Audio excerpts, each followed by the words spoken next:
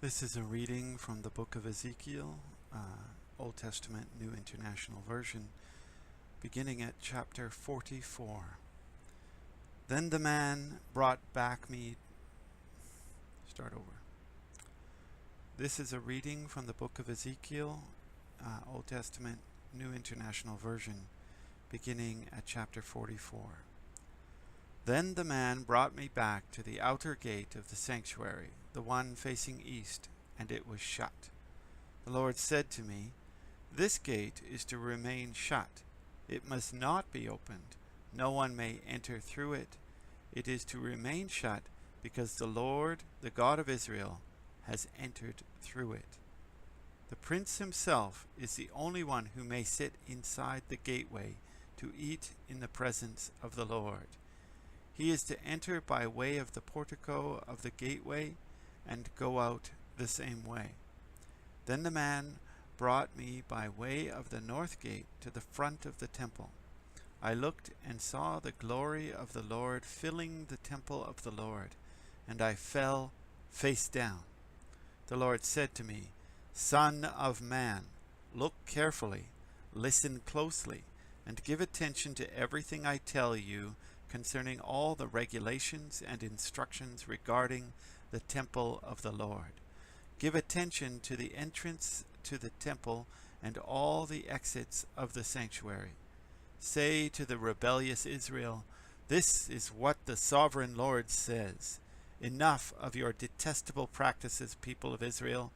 In addition to all your other detestable practices, you brought foreigners, uncircumcised in the heart and flesh, into my sanctuary, desecrating my temple while you offered me food, fat, and blood, and you broke my covenant. Instead of carrying out your duty in regard to my holy things, you put others in charge of my sanctuary. This is what the sovereign Lord says. No foreigner, uncircumcised in heart and flesh, is to enter my sanctuary, not even the foreigners who live among the Israelites. The Levites who went far from me when Israel went astray, who wandered from me after their idols, must bear the consequences of their sin. They may serve in my sanctuary, having charge of the gates of the temple and serving in it.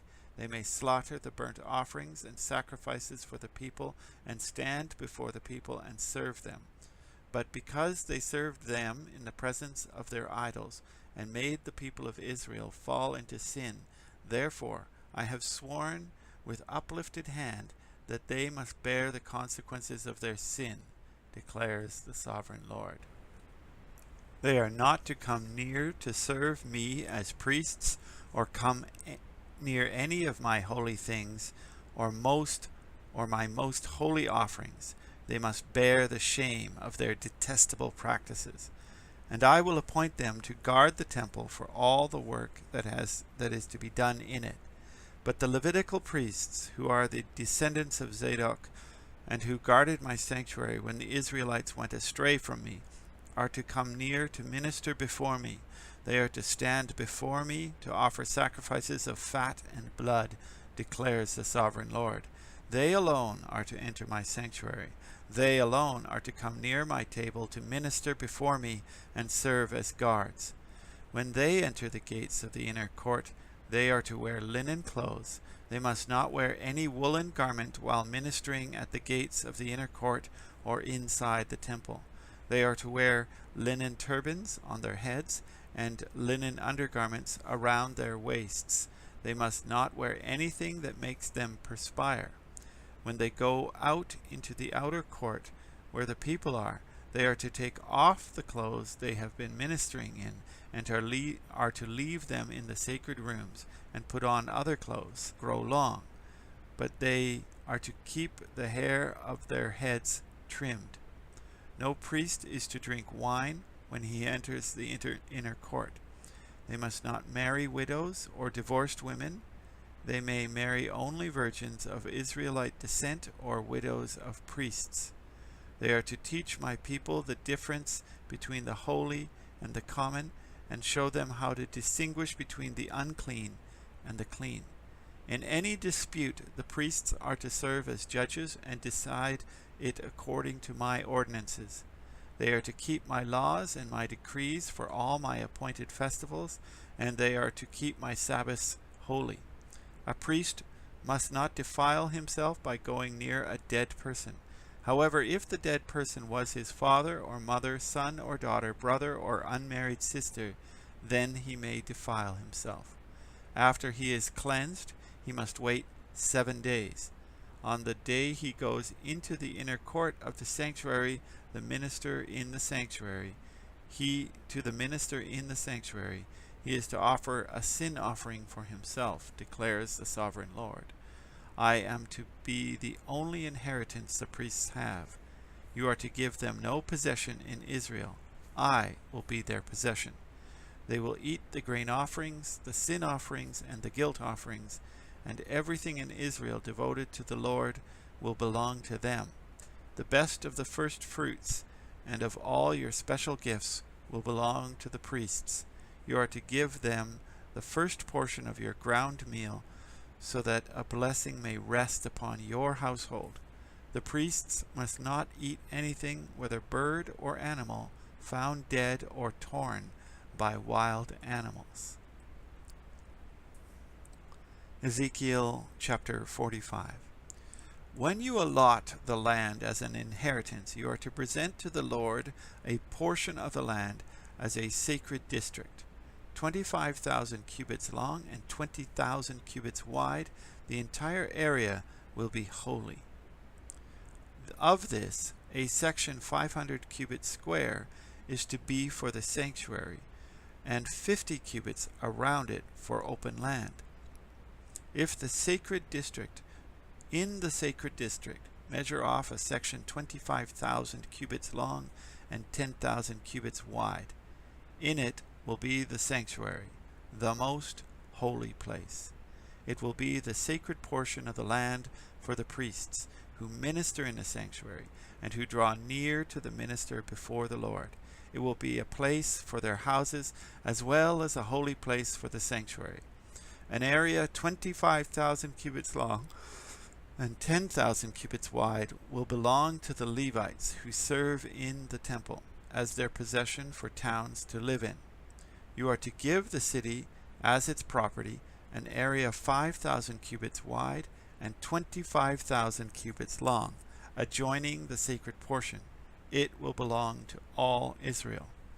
The prince will have the land bordering each side of the area formed by the sacred district and the property of the city. It will extend westward from the west side and eastward to the east side, running lengthwise from the western to the eastern border, parallel to one of the tribal portions. This land will be his possession in Israel, and my princes will no longer oppress my people, but will allow the people of Israel to possess the land according to their tribes. This is what the sovereign Lord says. You have gone far enough, princes of Israel. Give up your violence and oppression and do what is just and right. Stop dispossessing my people, declares the sovereign Lord. You are to use accurate scales, an accurate ephah, and an accurate bath. The ephah and the bath are to be of the same size, the bath containing 1/10 of a homer, and the ephah 1/10 of a homer. The homer is to be the standard measure for both. The shekel is to consist of 20 gerahs. 20 shekels plus 25 shekels plus 15 shekels equal 1 mina. This is the special gift you are to offer, 1/6 of an ephah from each homer of wheat and 1/6 of an ephah from each homer of barley. The prescribed portion of olive oil, measured by the bath, is 1/10 of a bath from each core, which consists of 10 baths of or 1 homer, for 10 baths are equivalent to a homer. Also, 1 sheep is to be taken from every flock of 200 from the well-watered pastures of Israel. These will be used for the grain offerings, burnt offerings, and fellowship offerings to make atonement for the people, declares the sovereign Lord. All the people of the land will be required to give this special offering to the prince of Israel. It will be the duty of the prince to provide the burnt offerings, grain offerings, and drink offerings at the festivals, the new moons, and the Sabbaths, at all the appointed festivals of Israel. He will provide the sin offerings, grain offerings, burnt offerings, and fellowship offerings to make atonement for the Israelites. This is what the sovereign Lord says. In the first month, on the first day, you are to take a young bull without defect and purify the sanctuary. The priest is to take some of the blood of the sin offering and put it on the doorposts of the temple, on the four corners of the upper ledge of the altar, and on the gateposts of the inner court. You are to do the same on the 7th day of the month for anyone who sins unintentionally or through ignorance. So you are to make atonement for the temple. In the first month, on the 14th day, you are to observe the Passover, a festival lasting 7 days, during which you eat bread made without yeast. On that day, the prince is to provide a bull as a sin offering for himself and for all the people of the land. Every day during the 7 days of the festival, he is to provide 7 bulls and 7 rams without defect as a burnt offering to the Lord, and a male goat for a sin offering. He is to provide as a grain offering an ephah for each bull and an ephah for each ram, along with a hin of olive oil for each ephah. During the 7 days of the festival, which begins in the 7th month on the 15th day, he is to make the same provision for sin offerings, burnt offerings, grain offerings, and oil. Ezekiel chapter 46. This is what the sovereign Lord says. The gate of the inner court facing east is to be shut on the 6 working days, but on the Sabbath day and on the day of the new moon it is to be opened. The prince is to enter from the outside through the portico of the gateway and stand by the gatepost. The priests are to sacrifice his burnt offering and his fellowship offerings. He is to bow down in worship at the threshold of the gateway and then go out, but the gate will not be shut until evening. On the Sabbaths and new moons, the people of the land are to worship in the presence of the Lord at the entrance to the Lord. On the Sabbath day is to be 6 male lambs and a ram, all without defect. The grain offering given with the ram is to be an ephah, and the grain offering with the lambs is to be as much as he pleases, along with a hin of olive oil for each ephah. On the day of the new moon, he is to offer a young bull, 6 lambs, and a ram, all without defect. He is to provide as a grain offering 1 ephah with the bull, 1 ephah with the ram, and with the lambs as much as he wants to give, along with a hin of oil for each ephah. When the prince enters, he is to go in through the portico of the gateway, and he is to come out the same way. When the people of the land come before the Lord at the appointed fest, is to go out the south gate, and whoever enters by the south gate is to go out of the north gate. No one is to return through the gate by which they entered, but each to go out the opposite gate. The prince is to be among them, going in when they go in and going out when they go out. All the feasts and appointed festivals, the grain offering is to be at the feasts and the appointed festivals. The grain offering is to be an ephah with a bull, an ephah with a ram, and with the lambs as much as he pleases, as long with a hin of oil for each ephah. When the prince provides a free will offering to the Lord, whether a burnt offering or a fellowship's offerings, the gate facing east is to be opened for him. He shall offer his burnt offering or his fellowship offerings as he does on the Sabbath day. Then he shall go out, and after he has gone out, the gate will be shut. Every day you are to provide a year-old lamb without defect for a burnt offering to the Lord. Morning by morning you shall provide it. You are also to provide with it, morning by morning, a grain offering, consisting of 1/6 of an ephah with 1/3 of a hin of oil to moisten the flour. The presenting of this grain offering to the Lord is a lasting ordinance, so the lamb for a regular burnt offering. This is what the sovereign Lord says. If the prince makes a gift from his inheritance to one of his sons, it will also belong to his descendants. It is to be their property by inheritance. If, however, he makes a gift from his inheritance to one of his servants, the servant may keep it until the year of freedom. Then it will revert to the prince.